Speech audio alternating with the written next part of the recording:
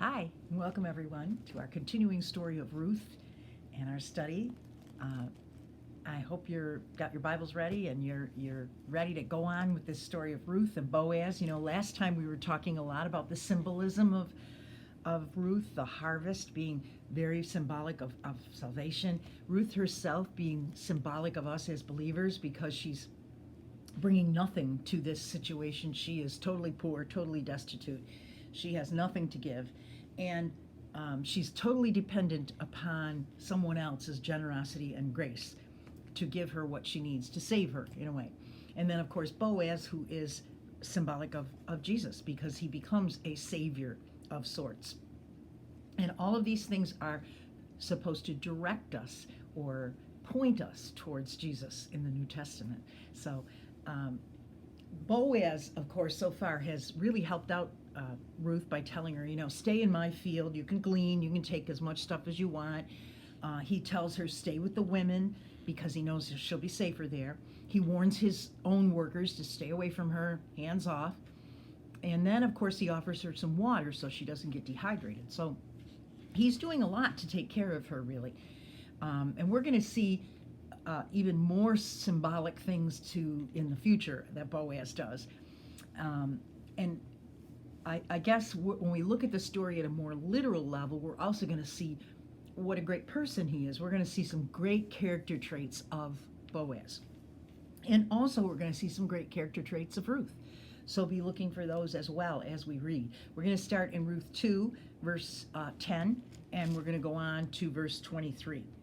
So yesterday we read this verse. Ruth fell at his feet and thanked him warmly. What have I done to deserve such kindness, she said. I'm only a foreigner. Yes, I know, Boaz replied, but I also know about everything you have done for your mother-in-law since the death of your husband. I've heard how you left your father and mother and your own land to live here among complete strangers. May the Lord, the God of Israel, under whose wings you have come to take refuge, reward you fully for what you have done. So Boaz knows that she's been pretty good to Naomi. She's been loyal, she's been loving, she's been caring. And by coming to Israel, to Bethlehem with Naomi, he recognizes that now she's embraced the one true God as well. And he's putting a blessing on her that God would continue to bless her because of the kindness that she's shown to Naomi. And here's Naomi's response. I hope I continue to please you, sir, she replied. You have comforted me by speaking so kindly to me, even though I am not one of your workers. So here we can see how much Ruth herself is very humble and accepts this and thanks him. And she recognizes his kindness. He's a kind man. He really is a kind man. So at mealtime, this is verse 14. At mealtime, Boaz called to her, come over here and help yourself to some food. You can dip your bread in the sour wine. So she sat with his harvesters, and Boaz gave her some roasted grain to eat. She ate all she wanted and still had some left over. When Ruth went back to work again, Boaz ordered the young men, let her gather grain right among the sheaves without stopping her, and pull out some heads of barley from the bundles and drop them on purpose for her. Let her pack them up and don't give her a hard time. So Ruth gathered the barley all day, and when she beat out the grain that evening, it filled an entire basket. She carried it back to town and showed it to her mother-in-law. Ruth also gave her the roasted grain that was left over from her meal. So Boaz has now done two more things for her. He has invited her to lunch and given her as much as she wanted to eat. But not only that, he said, whatever you got left over, take home. He knows it's going to go to Naomi. So he's helping her to provide food for Naomi as well as for herself. And he also told his workers, leave some extras around. He's kind of trying to be extra nice to her without making it seem like she owes him something. So he tells his workers to leave some extra sheaves, pull some grain out, and kind of leave it around. So it'll be a little easier for her to get a lot. And she indeed has gotten a basketful. And she's shocked that she got that much. And Naomi's surprised too, because when she gets back and shows it to Naomi, Naomi's response in verse 19 is, "Where did you gather all this grain today?" Naomi asked. "Where did you work? May the Lord bless the one who has helped you." So she's a little amazed at how much Ruth was able to glean in one day. So Ruth told her mother-in-law about the man in whose field she had worked. She said, "The man I worked with today is named Boaz." "May the Lord bless him," Naomi told her daughter-in-law. "He is showing his kindness to us as well as to your dead husband. That man is one of our closest relatives, one of our family redeemers." I'm going to stop there and have you go back and notice that Naomi sees an underlying principle here that we may not understand. She recognizes that Boaz is doing this partly because Ruth is a widow, and a widow of somebody who's related to him. Because Elimelech was related to Boaz, therefore Elimelech's sons would also have been related to Boaz.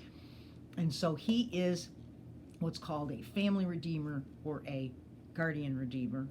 Kinsman redeemer is another term that's used for this. So Naomi sees that there's more going on here than just one man being nice to one woman, although there is that too, I think.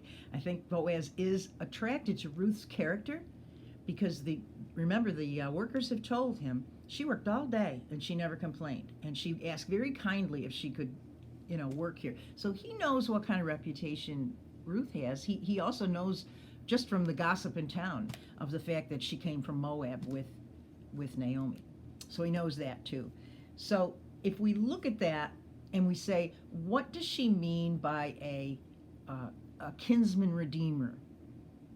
Well, there were a lot of rules given to the Israelites in Leviticus, and a lot of them had to do with being kind to strangers, and a lot of them had to do with keeping track of your relatives and helping them if they got in trouble.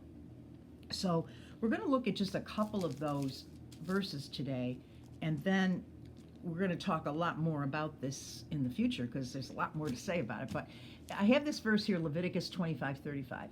"If any of your fellow Israelites become poor and unable to support themselves among you, help them as you would a foreigner and a stranger, so they can continue to live among you.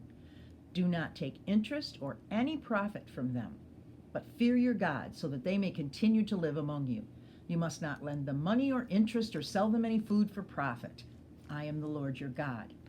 So notice when Boaz gives Ruth this food and so on and all of these kindnesses, this is actually something that would have been in Levitical law. He would have been taught this from a child, that you don't give a stranger food when they're poor and then ask them to pay for it. Okay, so he gave this food to Ruth without expecting anything in return, and that would have been part of his way of living according to what Jews were supposed to do and how a good man lived. So he clears the way for her, and he makes sure that she's taken care of, just like the Levitical law tells. But Naomi says there's more than that, because he's a close relative. He's what's called a kinsman redeemer. The word kinsman redeemer, or here they translate it maybe guardian redeemer or close relative, that would have been a legal term that they would have all understood. This was a legal obligation to redeem a person's land or property if they were in serious difficulty. So this comes from Leviticus 25:25, and here's what it says. "If one of your fellow Israelites becomes poor and sells some of their property, their nearest relative is to come and redeem what they have sold." So Naomi, remember, doesn't have any really near relatives right now. She's lost her husband, she's lost her sons, she doesn't have any other men, but there still are cousins and other people back in Bethlehem who were related to Elimelech, and they are her nearest relatives. And any one of them could redeem her life, meaning buy back the property that used to belong to her. Remember the word redeem, if you look it up in the dictionary, it means to buy something, or to buy back, or to recover something that's been gone. Or even when we used to redeem S&H green stamps, we used to use paper to buy back something that was a good product. So you could exchange it, trade it like that. So redeeming usually is a pledge, a promise that you feel you must or should fulfill. So here in the Jewish culture, it would have been a legal obligation for him to do that. So it's a way to protect the property that was owned by a Jew, because if somebody fell into poverty, their nearest relative could buy back that property and the land that they used to own, and therefore the land would stay in the family. It wouldn't go off and be sold to strangers. So it's another way that Boaz has the potential to be a symbol of Jesus, because here, because of his family connection with Elimelech, he is able to be in the perfect position to become a kinsman redeemer for Ruth and for Naomi, to buy back some of their riches that they have lost. Of course, our kinsman redeemer is Christ, because he bought back our position and adopted us back into God's family, in the same way that this kinsman redeemer is going to buy back something really precious. If you look at Ephesians 1:5, such a great verse, God decided in advance to adopt us into his own family by bringing us to himself through Jesus Christ. This is what he wanted to do, and it gave him great pleasure. So Christ redeemed our position as inheritors with God's family, as sons and daughters of God. That redemption allowed us to become back into the family. Romans 8:15 also brings in the work of the Spirit here. It says, the Spirit you received does not make you slaves so that you live in fear again. The Spirit you received brought about your adoption to sonship. And by him, meaning by Jesus, we cry, Abba, Father.